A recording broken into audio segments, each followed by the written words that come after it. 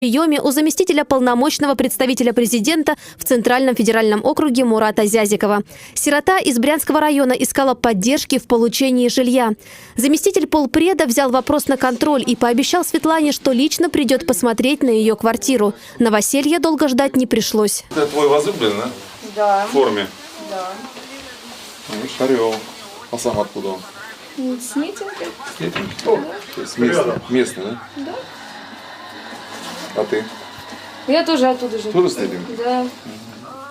Поэтому, да, какая-то судьба свела. Мурат Зязиков отметил, квартира уютная в новом доме и с ремонтом. И Светлана сейчас, и остальные, они говорят, что как-то привычно, когда говорят, приедем, не приезжают, но у нас так не бывает. Мы приехали, у нас и до этого мы с Александром Васильевичем ездили и к другим детям, которые получили жилье с подарками, с поздравлениями.